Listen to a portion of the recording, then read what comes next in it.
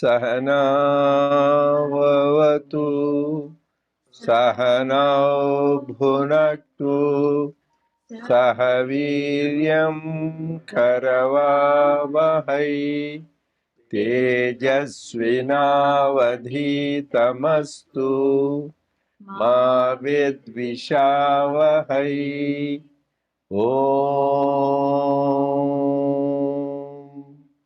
Shanti Shanti Shanti.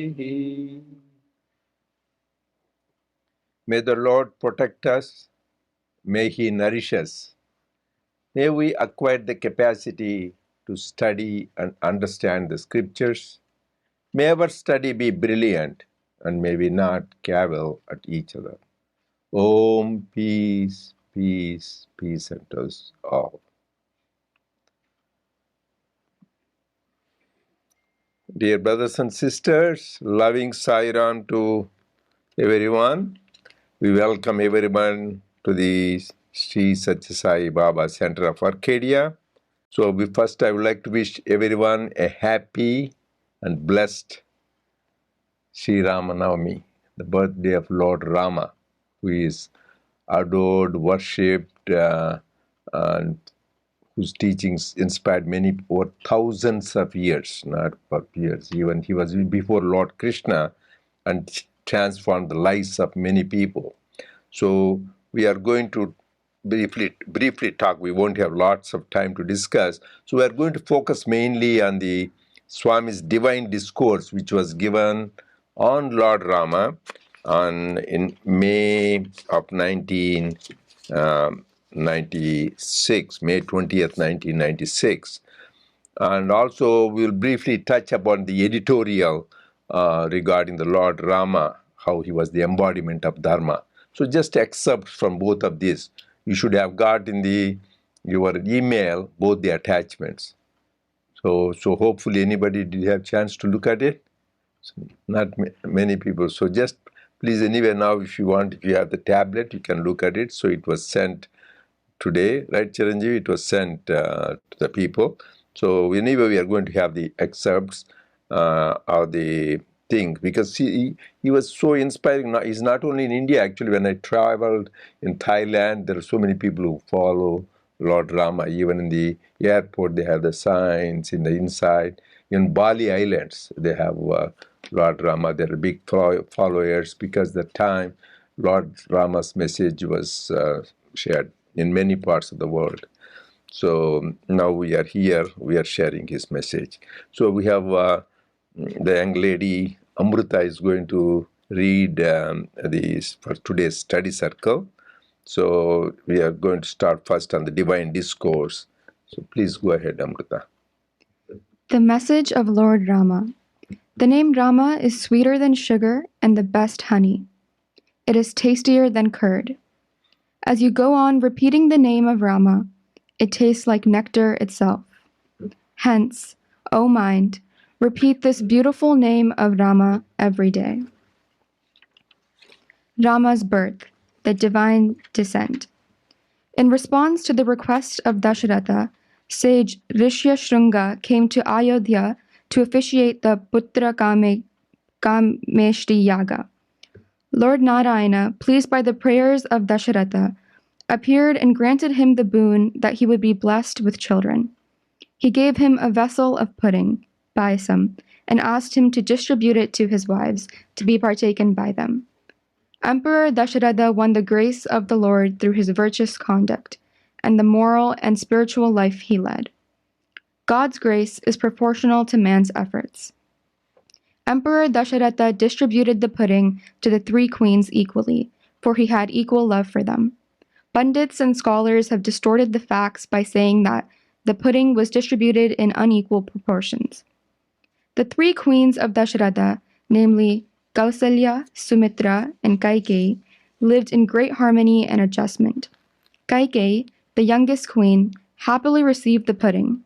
She first thought that her son would be crowned as the king of Ayodhya, as per the promise that Dasharatha had given before marrying her.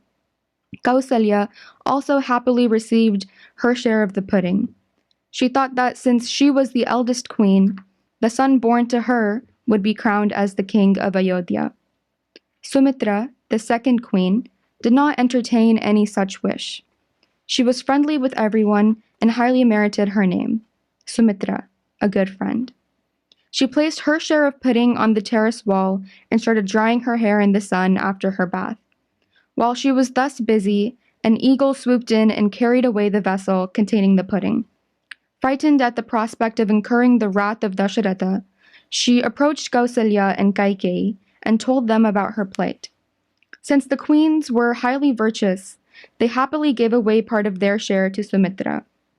Out of the part of the pudding given by Kausalya, Lakshmana was born to Sumitra, whereas Shatrughna was born out of the portion of the pudding given by Kaikeyi. Hence, it is no wonder that Lakshmana, born out of Kausalya's share, was deeply attached to Rama, and Shatrughna was deeply attached to Bharata, since he was born of the share of Kaikeyi. Lakshmana served Rama sincerely and faithfully until the end, where Shatrughna served Bharata to the last. Bharata would not live without Shatrughna, even for a moment, a feeling that was mutual. Similarly, Rama would not live without Lakshmana, and vice versa. When Lakshmana fainted on the battlefield, Rama lamented, "O Lakshmana, in this wide world, I may be able to obtain a wife like Sita or a mother like Kausalya, but I will never be able to get a brother like you." Such was the supreme love of Rama for Lakshmana. Live the Ramayana. The Rama principle is laden with many subtle secrets. The Ramayana is an exemplary excellence ethically, spiritually, and materially as well. The story of Rama teaches us how a man should live in the world and conduct himself in the family and society. It also teaches us how to retain one's individuality and shape one's personality. Only when we develop a strong personality can we conduct ourselves ideally in the family and in society. Rama enshrined in himself all these ideal qualities and shone as an ideal being. He also enshrined in himself the principle of equanimity, unity, and bliss. This principle of bliss is latent in every human heart. Every human has a right to realize and enjoy this principle of bliss, which is the Rama Tattva. Rama was the embodiment of four cardinal principles: truth, righteousness, love, and peace. Rama was the embodiment of Dharma, which is the basis of the entire universe. A true human being is one who follows and practices the principles of Dharma. To burn is the Dharma of fire. Coolness is the Dharma of ice. Fire is no fire without burning. Ice is no ice without coolness. Similarly, the Dharma of man lies in performing actions with the body and following the commands of the heart. Every act performed with thought, word, and deed in harmony is an act of Dharma. Thus, a dharmic life is a divine life. There is no use merely uttering Rama's name. You must realize the principle first and foremost. The Rama Tattva is Prema Tattva, principle of love. We must emulate Rama and transform ourselves by following the path of love. However deep and great our scholastic eminence may be, we cannot achieve anything without undergoing the transformation of the mind. Yes, Sairam. So we'll stop here after divine discourse. So this is where a lot of important points. We went marathon very fast, so we need to digest it. So this Rama Navami, we said, is Sri Rama's birthday, and we talk how Sri Rama was born. So, and why is called Navami? Navami is what? Ninth day. The ninth day of the Chaitra month. This month is Chaitra. It comes sometimes in March, sometimes in April. So that's why because it's the lunar calendar. So it is ninth day of the bright moon fortnight. That means Shukla Paksha. It is the ninth day of that. That is why Rama Navami, Sri Rama Navami, because always Sri should be added to the divine beings. So, and this Lord Rama's birth, as you have said, it is not came out of the ordinary conception. It is a divine blessing through the yajna. So it is not like a, and you can see all the great beings, avatars are like that. Jesus, Immaculate Conception, Mother Mary, not of ordinary conception. And same thing, Swami, the divine light came into the. So most of these divine beings, they are not born out of the regular way the people are born. So they have a special purpose because they have a. That is why Swami said when Swami was there is a great scholar said, "How were you born, Swami?" Then Swami, instead of answering, he told the mother Ishwarama to answer.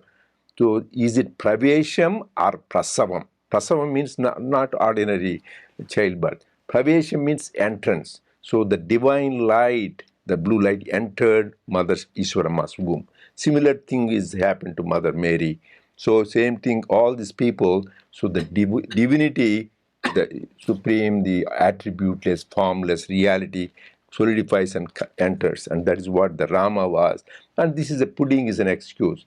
So one thing is that is special thing. And second thing is how we all came from God and we want to go back to God. Otherwise we won't be happy. And Swami gave the example of Lakshmana, how he is attracted to Rama because it came from that pudding. And same thing with Shatrughna, because the pudding he came out of Bharata. So we are all connected with the divine love. That is another thing important to remember in the points we need. And in the beginning, she read, so we like sweets and sugar and honey, but Rama's name is like nectar, Amruta. So your name, Amruta, it is nectar. Rama's name is nectar. That is Amruta. Then when you drink Amruta, what happens? You'll become immortal. So you won't have any birth. That is the whole purpose is that demons and gods, they churn to get Amruta. So once we have it, they will become no more death. But the problem is we think no more death is not for the physical body. It is really we're always immortal.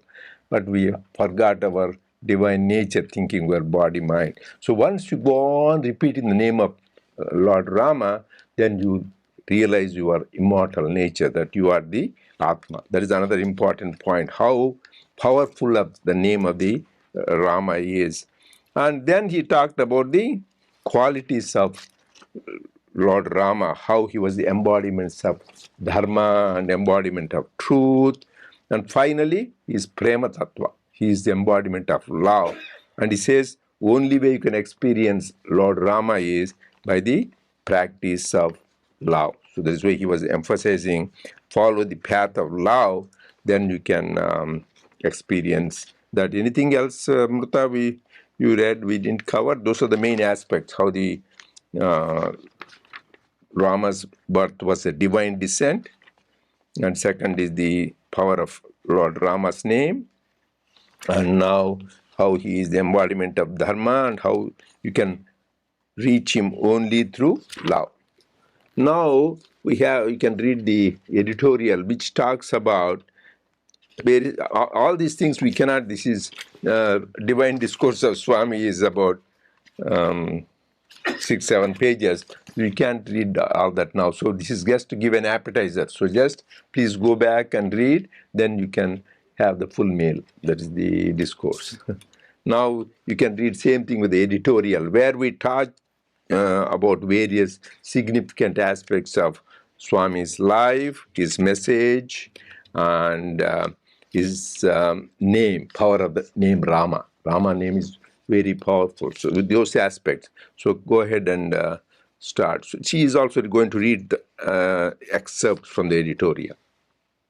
And also we are open, any comments you want to make, questions you have, please go ahead. Okay, go ahead, Ramata. Sai and Rama are one and the same.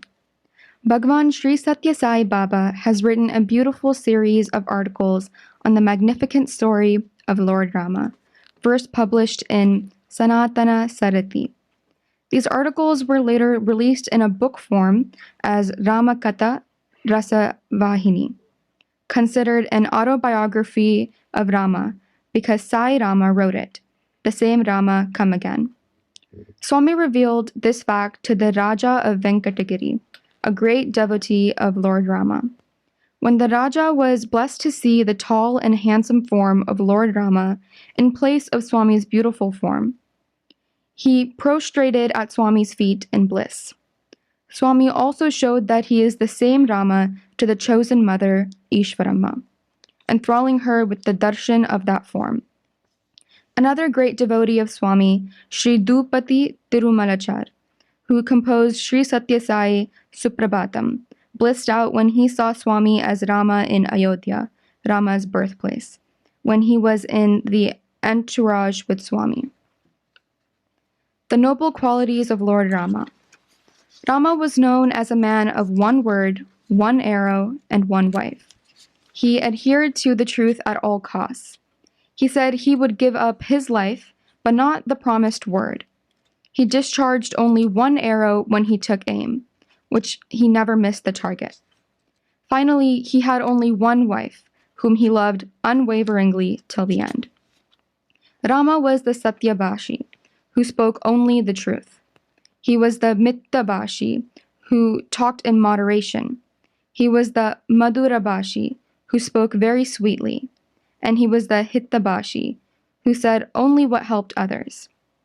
Dasharatha, his father, promised his third wife, Kaikeyi, that he would give her son, Bharata, the kingdom.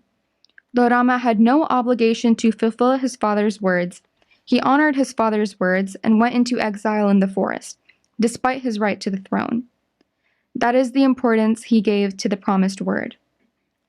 When Vibhishana, Ravana's brother, sought Rama's refugee, Rama pledged to make him the king of Lanka even before the war. Someone asked, "How are we sure we are going to win the war?" The reply was that once Rama gives the word, it always comes true. But if Ravana came and surrendered to Rama too, Rama, the epitome of generosity, says, "In that case, I will give up my throne to the kingdom of Ayodhya to Vibhishana." Such was Rama's implicit adherence to dharma and the truth. Okay, we can take a break here, Amrita. So here, one important thing is, we are so blessed. The Swami gave many divine discourses over time. Every Sri Rama Navami, he used to give discourse. I remember one time, this was about 30 years ago, we were there in Prashanti, the day Rama Navami. In the morning, he gave a beautiful divine discourse. And after that, finishing that, he told us go with him to Vrindavan. That's in Whitefield.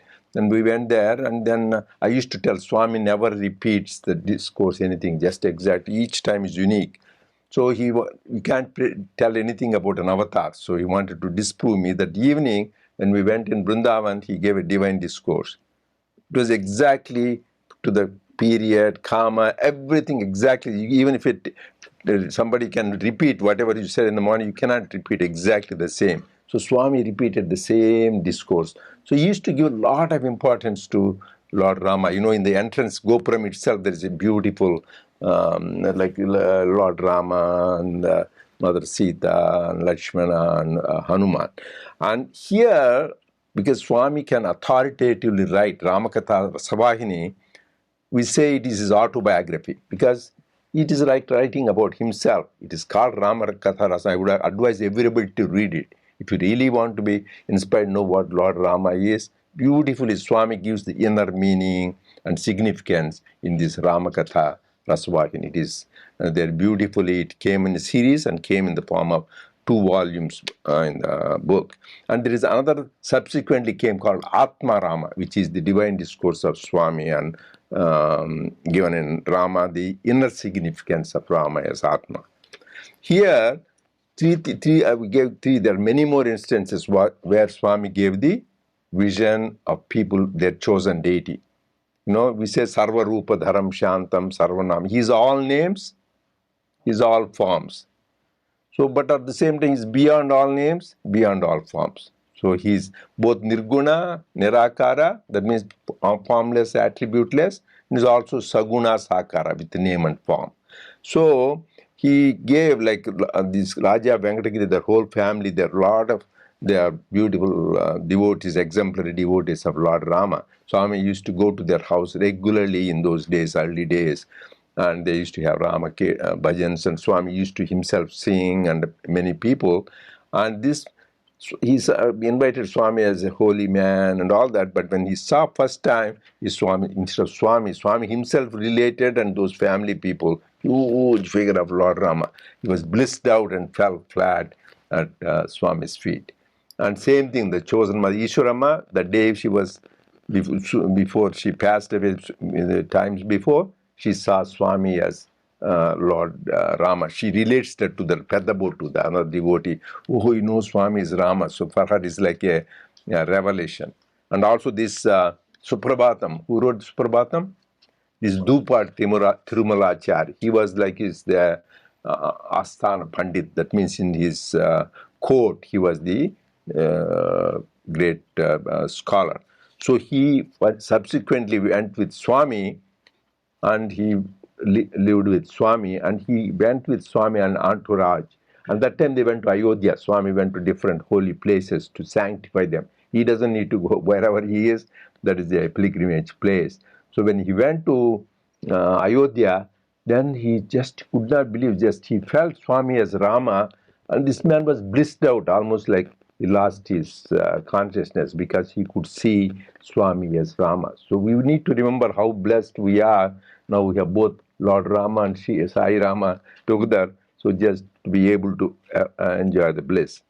Another thing she read is the noble qualities of Rama. The last few weeks we were talking about Gita Vahini. How is the man of Sthita Prajna, man of steady wisdom behave? How does the enlightened man behave? It looks very theoretical, but can we really live like that? We get a doubt.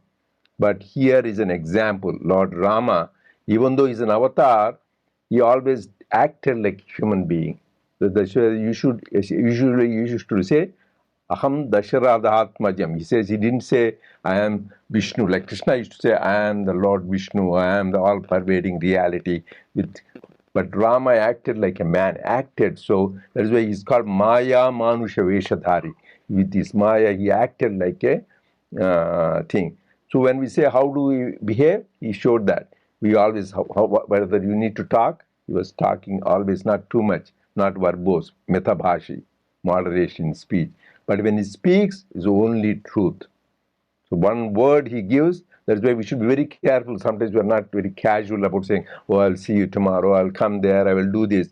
You should be very much stick to the word, what you give. Otherwise, don't say, keep quiet. But when you give a word, people have his, even this father gave a word, he has to keep up. You don't need to give somebody else gives word, but he has so much importance to this one word, one wife, one arrow. That's why he has that thing with the Lord Rama.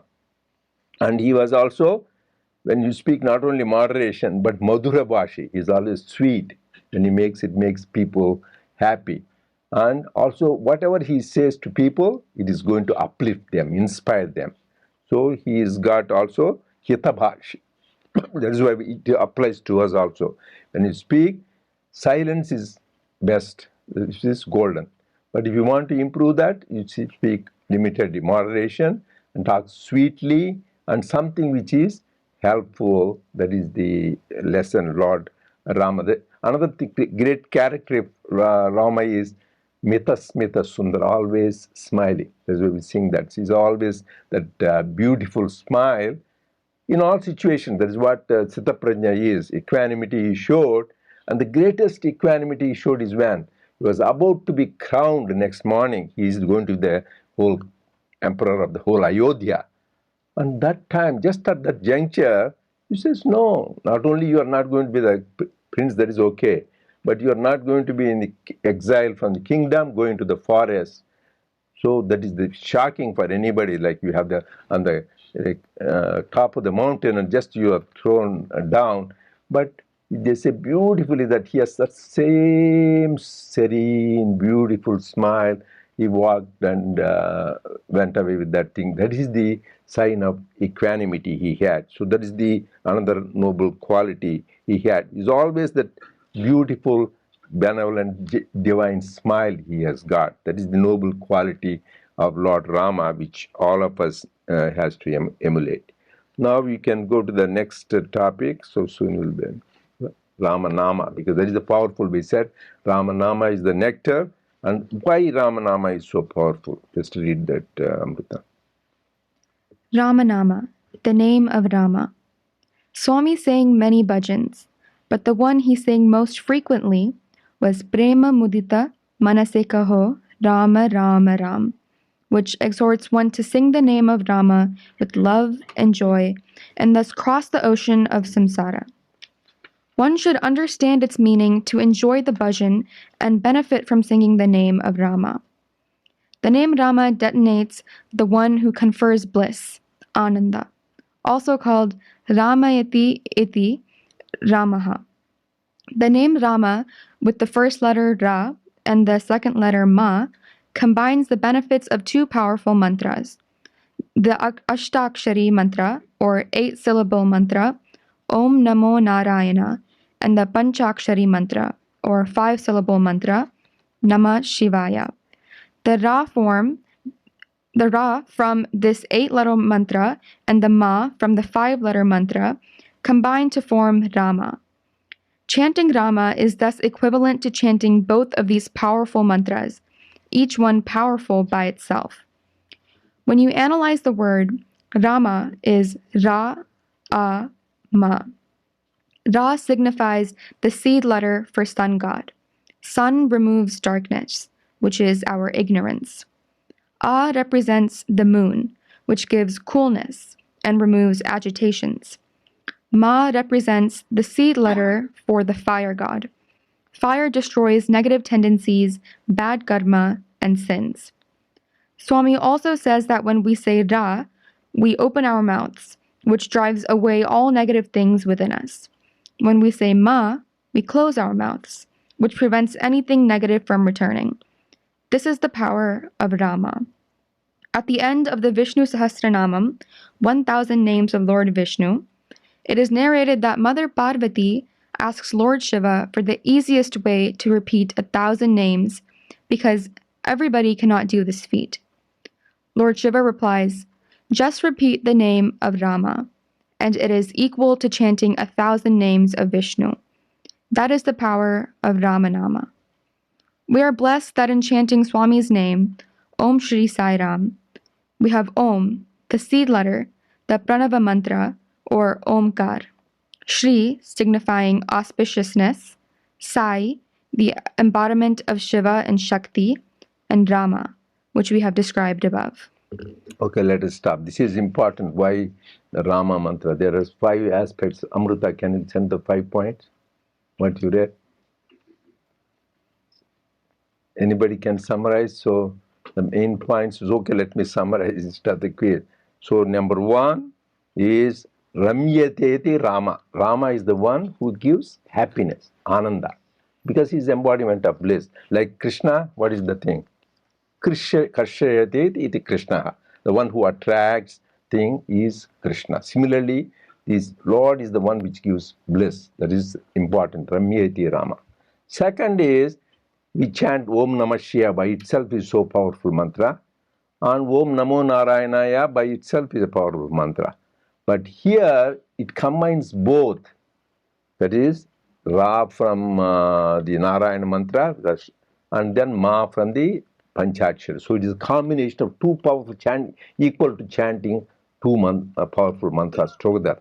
That is another special power of Ramanama. And third thing is Ra, A, Ma is sun, which dispels ignorance, and that which is darkness of ignorance, and A, which is for moon. We want agitated mind. It cools down, and Ma, which is for the fire, which destroys all the negative tendencies.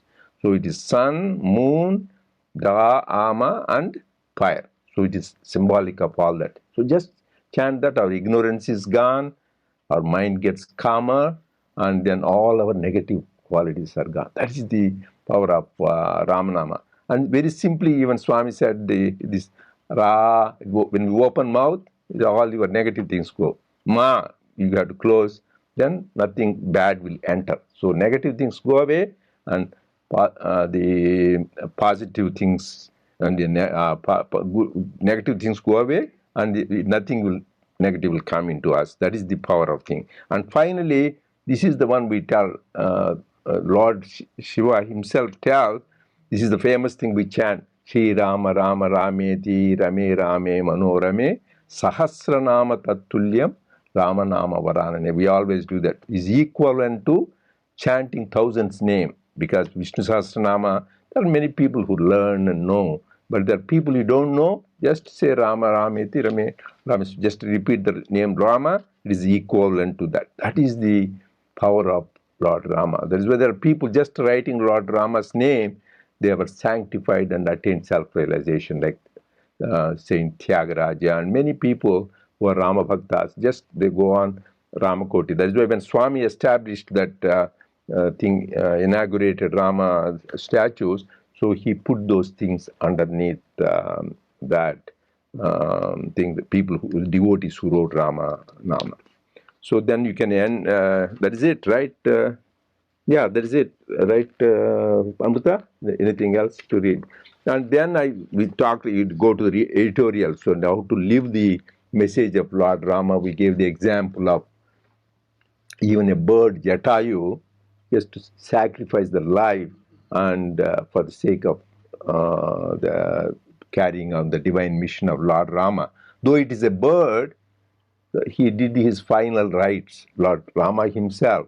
Whereas his own father, he did not do the rites by the time he was in exile, to show how God showers love on his devotees. Same thing I saw Swami spending so much time for Sai Gita. When it went in sun, Swami was standing and the whole rites were done and Swami stayed there. So connection is not whether you're an elephant or a bird, but how much love you have for God. And same thing with Hanuman. So, there's everywhere, wherever you worship Lord Rama, you have the Hanuman, because every hair, every cell of his was saturated with the love for the Lord. That's why to show how he shows pictorially, they say that Rama with Mother Sita and Lakshmana are always enshrined in his heart. So that's why Swami says you should be like Hanuman. And we have this statue of Hanuman, right, in the hill base, towering all other deities, because to show the importance what Lord Sai has given to Hanuman. So we will. This is. Please go ahead and read in depth the divine discourse as well as editorial. So you will have more. Read the more aspects of the Lord Rama. Okay, Sai.